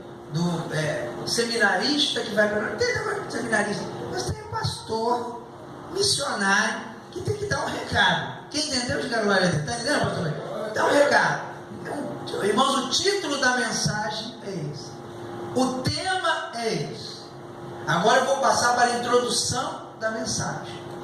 Dentro do desenvolvimento dessa mensagem, agora estamos chegando à conclusão dessa mensagem. Entende? Agora, irmãos, nós vamos falar aqui sobre o seguinte: a giripoca vai piar. Esse é o tema. Não é verdade? Olha o seguinte: 3 formas da giripoca piar. Primeiro, núcleo de multiplicação. Segundo, escola da família. O negócio é prática. Então você, teologicamente, tem que respeitar alguns critérios de título, né? A mensagem tem um título, a mensagem tem um tema. O importante é você dar o primeiro toque para a igreja, o que você vai falar em uma frase. Segundo, explica melhor isso de uma forma introdutória, inclusive dando a deixa para o desenvolvimento. Desenvolva e conclua, certo? Não precisa citar essas palavras durante a mensagem, amém? Não precisa dizer, o tema é esse, não, vamos falar do perdão.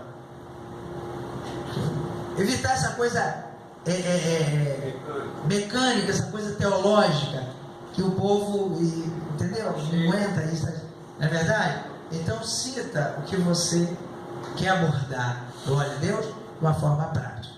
Agora, o pastor Miguel fala de uma coisa interessante, que se existe um título que na verdade estaria mais próprio para tema durante uma campanha, você pode subdividir aquilo em outros assuntos que complementem o assunto principal. Por exemplo, derrubando gigantes, né? Irmãos, hoje eu vou falar aqui sobre as 5 pedras que derrubaram, que Davi usou para derrubar Golias, se preparou. Aí vai aquela história que nós pregamos, inclusive, que as 5 pedras tinham 5 gigantes. Na verdade não era um só, Era uma para cada um. O gigante do medo, derrubando o gigante. Em cada mensagem, o gigante do medo, o gigante de cada coisa. Hoje eu vou ministrar sobre derrubando os gigantes do medo. Qual é o tema da campanha? Derrubando os gigantes. Hoje vai ser o quê? Derrubando o gigante do medo. Então não está fora, está fora? Não, está respeitando aquilo que foi proposto pela igreja, certo? Pelo líder da igreja. Amém? Amém, Bia? Mas Bia, por que você está animada querendo falar? Voltando aqui ao assunto. Voltando ao assunto aqui. Glória a Deus, é forte ou não é? Bia, qual a importância do tema de uma mensagem? E me dê alguns exemplos, ou um exemplo de um tema de mensagem. O exemplo mesmo é como o medo. A importância do tema da mensagem é, primeiramente, que a pessoa, o espectador, a igreja, fica atento, vai saber o que vai ser falado. Porque quando você começa a mensagem assim, isso, a pessoa, e aí, qual que é? O que tem pra mim? A pessoa fica perdida, mas quando a gente fala o tema da mensagem, logo de início a pessoa, nossa, é pra mim isso mesmo. Eu tô com medo mesmo, eu tô precisando disso aí, já começa a se encaixar na mensagem antes mesmo da gente começar a pregar. De começar a pregar, entendeu? Excelente. Forte, né? Anderson, então qual a diferença exata de tema para introdução? O que seria introdução? Bom, a diferença, né? O tema é sobre o assunto que você vai ministrar naquela noite, né? Que você escolheu, Deus colocou no seu coração, aquilo que você vai falar, o assunto central.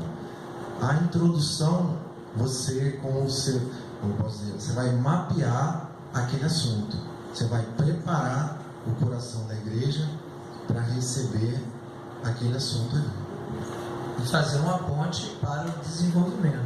Não é isso? Já deixou. Na verdade, a introdução e o tema, eles têm o mesmo objetivo. Porém, o tema é uma palavra, uma frase. A introdução é uma ponte entre o tema que eu vou falar e o desenvolvimento. Não é isso? Por exemplo, as 3 formas de agradar a Deus. Não é isso? As 3 facetas do amor de Deus. Eu vou falar sobre o amor de Deus, mas na introdução eu vou dizer exatamente o que eu vou desenvolver dali para frente e qual a importância disso, qual a importância do amor de Deus. O que está acontecendo com as pessoas que não amam a Deus, né? Ou amam a Deus emocionalmente, ou amam com amor sincero de decisão, e assim etc. Né? Ok. Manuel, qual a importância de um sermão bem desenvolvido? O que é desenvolver um sermão? A fase do desenvolvimento é onde você vai explicar os temas expostos na introdução. É o momento que o dirigente, o pregador, o pastor, o seminarista, ele tem que ficar atentar aos discípulos. É uma forma dele não se demorar na forma que ele vai falar, né, na postura dele aqui, né, porque ele está aqui em cima, ele vai estar vendo a igreja toda. Então ele tem que se desenvolver aqui em cima de uma forma para aqui ou para onde ele vai falar, né? Às vezes ele vai estar vendo uma irmã que se quebrantou diante dos desenvolvimentos, né, diante do tema explicado, né? Então ele tem que ficar atento a não direcionar aquela visão para aquela irmã totalmente, para que não venha as outras pessoas, não venha a constranger também. Bem, desenvolvimento da mensagem, então, seria... O desenvolvimento da mensagem é eles explicar os temas, o teor do tema. Do que ele propôs falar. Do que ele propôs falar. Ou seja, ele fez um comercial de que ia falar uma coisa, um assunto, isso, ia mergulhar nesse assunto, e ele vai agora mostrar que ele está preparado para aquilo. Ele vai explicar cada detalhadamente e tendo essa toda visão. Inclusive ele vai calcular, né, Manuel? Por exemplo, exatamente. Ele vai falar sobre 10 níveis da fé. Aí o primeiro nível da fé ele demora meia hora. Aí falta 9. Aí o pessoal faz uma leitura rápida. Onde é que você vai parar, meu Deus do céu. Ou eu não vou entender os outros, ele vai falar nada dos outros, ou esse cara, entendeu? Sim ou não? Quem está entendendo, diga glória a Deus. Então ele vai dividir para que, dentro de uma coerência de horário, não é isso? É o miolo do pão. Não é O isso? desenvolvimento é onde requer o maior tempo da pregação. Ah, muito bom. O maior tempo da pregação. Nesse tempo, ele vai ter que dividir. Ele não vai gastar nem um segundo para falar do tema, ele vai gastar aí alguns poucos minutos para trazer a expectativa. Se o povo não for levado à expectativa do que vai ouvir, não vai ouvir, que é a introdução, mas o desenvolvimento é a mensagem em si. É a mensagem em si. Ok. O desenvolvimento mesmo, o que eu acho interessante é a fuga ao tema. Que as pessoas, por exemplo, falam, eu falo sobre amor. Aí, em vez de desenvolver o amor, fica perdido e cria um outro tema e começa a falar de finanças, começa a misturar tudo e fica todo perdido e a igreja também fica perdida, porque fugiu ao tema. Exatamente. Entende? Quando você vai ter que fugir ao tema por uma razão específica, a direção de Deus, tem que inclusive falar com a igreja. Olha, eu dei uma saída aqui, mas não estou fugindo ao tema. É para você chegar lá. Ou então, fugir do tema porque o Espírito Santo diz. Entende? Então você tem que deixar claro, só fica uma panela de pressão. É verdade ou não é? É com 10 tipos de carne e você não sabe gosto de nada, né? Tá bom? E como que eu finalizo, o evangelista Adilson, essa pregação? Aí vem a conclusão, né? É você usar tudo isso que você fez, o tema, a introdução, o desenvolvimento, e aplicar na vida da pessoa nos dias de hoje. Concluir de uma forma que traga o entendimento dela do que ela está vivendo hoje. Isso é uma conclusão. Faz parte da ministração, não é? Faz. Assim como foi pregado aqui, Deus mudou a vida, vai mudar a sua, não é verdade? Venha! Então você vai fechar. Aquela é tão importante quanto as outras partes, é o fechamento, é a mensagem terminar com o propósito alcançado. Se não tiver uma boa conclusão, você perdeu tudo que foi feito. Não é verdade? Perdemos a maioria. Ok, gente? É isso mesmo? Entendido? Amém? Amém. Glória a Deus. Uma salva de palmas para Jesus. O pessoal está ótimo.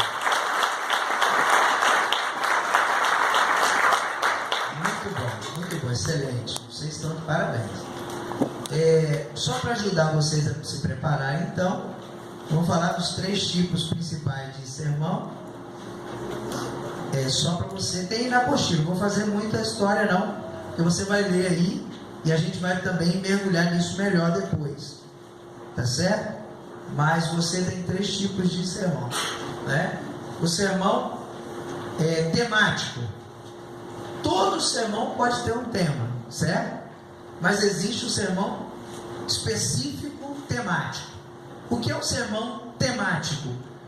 A mensagem está baseada naquele tema. Me dá um exemplo aí, um bom exemplo de sermão temático aí. Pastores, dá? Alguém que lembrar aí? Dá um bom exemplo de sermão temático, um bom tema de sermão para desenvolver. Esperança. Então o tema do meu sermão é esperança. Eu vou mergulhar em quê? Na esperança. Glória a Deus. O mundo está sem esperança. Amém? Onde encontrarmos a verdadeira esperança? Eu vou mergulhar nesse tema, certo? Vou desenvolver isso de uma forma, eu não vou sair para falar de outras coisas que não seja esperança. Então o sermão temático, ele traz um assunto. Glória a Deus, eu trabalho num assunto. Vou trabalhar depressão. Então eu vou mergulhar em depressão, né? Perdão, mergulhar em perdão. Trabalhar mais a forma prática da palavra. Eu não vou estar tão preso a textos. Eu vou ministrar, vou buscar conhecimento sobre aquela enfermidade ou aquele problema, conhecimento psicológico, conhecimentos gerais. Eu vou trabalhar o tema, né? Vou falar sobre paralisia. Então eu vou buscar o que é uma paralisia física, humana, psicológica, até chegar na espiritual, onde eu quero. Então o tema vai te prender a mergulhar naquele assunto. Glória a Deus. Entendido, gente? O sermão textual, ele tem um texto básico. Quem entendeu, diga glória a Deus. Por exemplo, nós estávamos aqui hoje falando sobre 1 Samuel 15:1. Então eu peguei um texto e mergulhei nesse texto.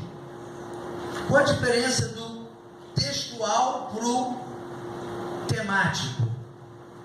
Quando eu vou pregar um sermão temático, eu vou ter um texto base, sim ou não? Eu vou pegar, por exemplo, esperança, eu vou achar lá 1 Pedro, o Senhor nos renovou em uma nova esperança. Eu vou ter um texto básico, mas eu não vou me prender a uma exegese. Você já entende o que é isso, sim ou não? Sim. Daquele texto. Eu vou estar muito mais ocupado com a exegese daquele tema, daquele título, daquele assunto. Deu para entender? Quando eu vou pregar um sermão textual, eu vou mergulhar no texto. Glória a Deus. Meu mergulho vai ser naquele texto. Eu não posso fugir do texto. O texto pode ter inclusive vários assuntos, sim ou não? Quando eu prego um sermão temático, eu tenho um assunto restrito. Quando eu tenho um texto, esse texto pode falar de vários assuntos, ok? Então esse é um sermão textual. E um sermão expositivo é um sermão que vai falar de uma doutrina.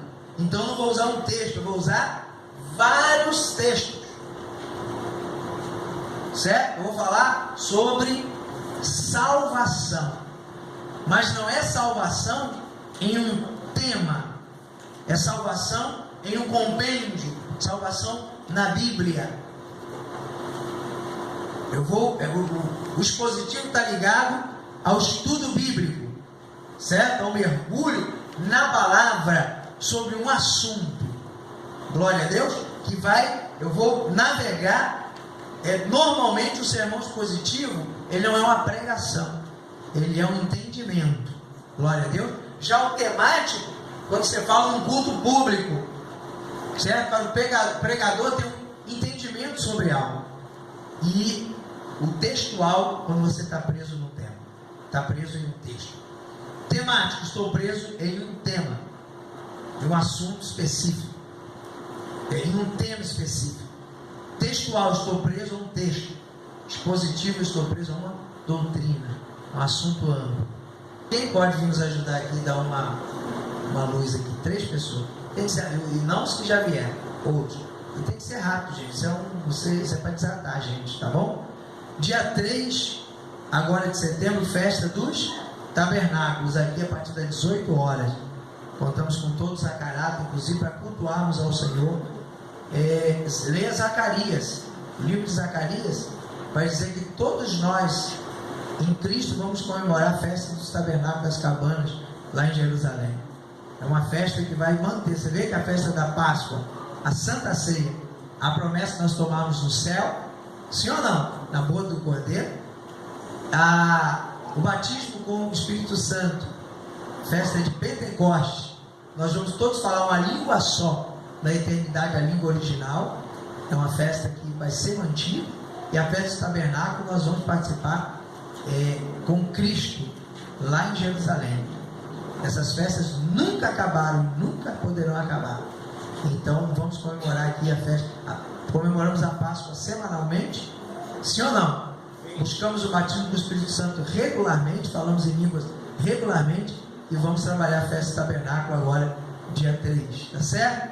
Então, inclusive, meio-dia começa o jejum para todos os obreiros e todos os aspirantes a obreiros, agora no dia 3 de setembro. Meio-dia inicia o jejum, vamos participar da primeira ministração, à noite festa tabernáculo, vamos para o monte, vamos dormir aqui na igreja, em oração, em torno de 24 horas, terminando o jejum na escola de profeta do outro dia, dia 4. Tá bom? Glória a Deus. Estão todos convidados, e os obreiros a serem consagrados, e os obreiros já consagrados, convocados. Tá certo? Diáconos, evangelistas, presbíteros e aspirantes. Tá certo? Cadê os 3? Meu Deus do céu. 2 aí. Cadê? Faltando 1. Como é isso? Glória a Deus. Suba aqui, por favor. Microfone. Obrigado, pastor Zé Carlos. Amém. Marcelo, está querendo dica aí, né? Marcelo, explica pra gente o que é um sermão temático. O sermão temático, ele é um tema, uma exposição, o amor, né? O amor que eu não posso, que eu tenho que amar o meu inimigo, o amor que Cristo teve por mim, o amor que perdoa. O tema está sendo o amor, que tem várias, que eu posso usar várias, como é que fala? Várias, tive várias pesquisas. O amor que eu tenho que perdoar o meu irmão, o amor que eu tenho que amar o meu inimigo, o amor que Cristo tem por mim, que Cristo morreu na cruz por amor a nós. Esse é o temático, o tema é o amor. Então, entende? Então o Marcelo já entendeu que o sermão temático, ele vai explorar de uma forma objetiva a sua proposta, não é? Normalmente uma pregação que não tem um tempo muito elevado, que não vai depender de estabelecer uma doutrina, mas vai falar, de for, por exemplo, um casamento, seria, não é verdade? Você tem 15 minutos, não é isso? Existe também o sermão de celebrações, mas mesmo o sermão de celebração você vai exercer um dos 3 ali, né? Então você vai usar no casamento, por exemplo, falar sobre o amor, e de uma forma, você não vai fazer um estudo, você vai entrar dentro dos detalhes do amor ágape, do amor, não, mas você vai dar uma abrangência geral, e a pessoa vai entender a diferença entre a paixão, né, que passa, que acaba, que confunde com amor, que suporta, mas o amor que suporta, que crê, perdoa. Pode usar aquele texto lá de Coríntios, pode usar se quiser, também pode usar outro, sim ou não? Por que ele pode usar se quiser o texto de Coríntios 13, ou pode usar outro? Por que no sermão temático? Porque é temático. Ele não está preso a um texto, ele está preso a um tema. Certo? Ok? Beleza, Marcelo. E, querida irmã Sheila, e o sermão textual? O sermão textual, nós temos que nos atentar, nos apegar ao texto, né? A um texto. Geralmente nas Bíblias, sempre tem um texto, né? Um texto, uma referência, isso aí, né? E aí, 5 versículos, 10 versículos, né? De acordo com aquele texto. Então a gente tem que se apegar a esse texto para que a gente possa desenvolver, né, o nosso sermão, e aí com aquilo que a gente tem aprendido, né, a respeito da exegese, né, e aí você vai aplicar conforme o seu texto.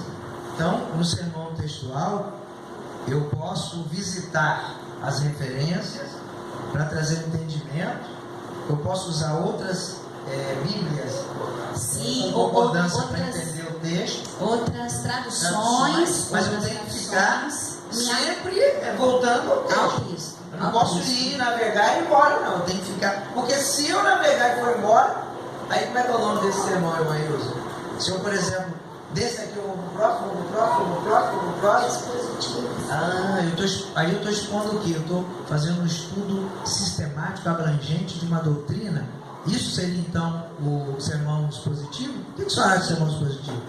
Sim, aí a gente tem que mergulhar, né? ficar preso na doutrina. Esse sermão é o único que eu não fico preso, não é isso? Porque o temático eu fico preso a um tema. A um tempo. O textual eu fico preso a um texto. Já o sermão expositivo, eu vou navegar em temas, em textos. Eu tenho uma exposição de uma leitura doutrinária a fazer. Então eu vou estar aberto a uma navegação plena. Eu tenho inclusive ter tempo, ter cuidado, não ficar usando o sermão expositivo quando eu tenho pouco tempo, não é isso? Porque eu fico livre para poder navegar no entendimento, né? É isso ou não é? É isso. É isso mesmo? Então tá bom. Amém, amém. Porque, tira a minha dúvida, claro, eu estou aqui, eu estou aprendendo. Pergunta esse pessoal é fé. Né? Eu estou aprendendo. Eu tinha entendido, o senhor falando ali, eu continuo a anotar, que eu teria que estar preso na doutrina.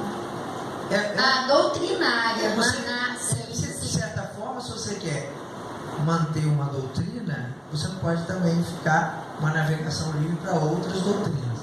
Mas dentro daquilo que você se propôs a falar, daquela doutrina específica, não pode haver restrição.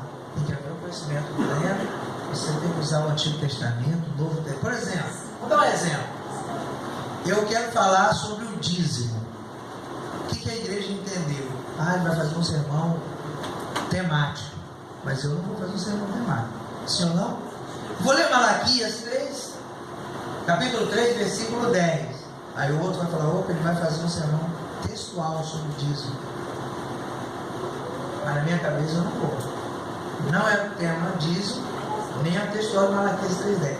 Eu vou fazer uma defesa do dízimo. Eu vou usar Abraão, eu vou lá atrás, mostrar que o dízimo, ele, antes de ser lei, Abraão já praticava, Jacó praticava, Isaac praticava, né? E aí eu vou lá para o Novo Testamento, para Hebreus, entende? Eu vou ampliar, vou rasgar esse negócio, vou botar para quebrar esse negócio de internet. E fica falando que, então só tem dízimo na época da lei? Então vou mostrar que antes da lei tinha, vou mostrar que depois da lei tem, vou mostrar que o dízimo é gratidão. Vou fazer uma defesa de fé. Então esse é um sermão expositivo. Ok? Amém? Quem entendeu, diga glória a Deus. Glória a Deus. Dá salva de palmas forte para Jesus na vida dos nossos irmãos.